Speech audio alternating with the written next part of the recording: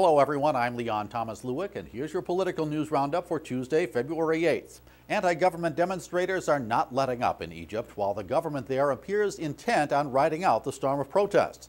Tens of thousands of Egyptians were back in the streets Tuesday, despite promises of pay hikes for government workers and investigations into government corruption.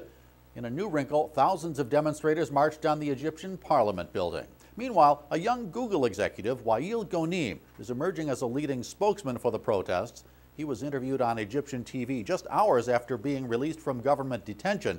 He discussed the hopes for changes in Egyptian society, and he later addressed the assembled crowds. Back home, the federal government's report on runaway Toyota acceleration is in, and Toyota's electronics are off the hook. Transportation Secretary Ray LaHood said government scientists found no evidence that faulty electronics caused the phantom accelerations that led to runaway vehicles. The report put the blame on trapped floor mats and sticky gas pedals. Toyota recalled about 11 million vehicles worldwide because of the problems.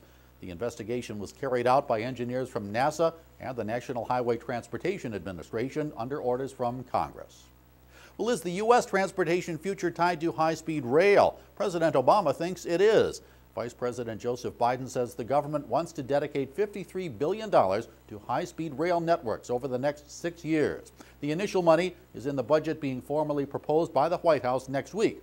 Biden, who's well known for commuting to and from Washington and his Delaware home by rail, says the move is part of the focus on new infrastructure mentioned by Obama in his State of the Union message last month. Yesterday, President Obama reached out to the private business community in a Chamber of Commerce speech. Well, tomorrow, he tries to do the same with Republicans in Congress. The top 3 House Republicans are invited to lunch at the White House. Speaker John Boehner, Majority Leader Eric Cantor, and Majority Whip Kevin McCarthy will meet with Obama. It's the first such meeting since Republicans regained control of the House last fall.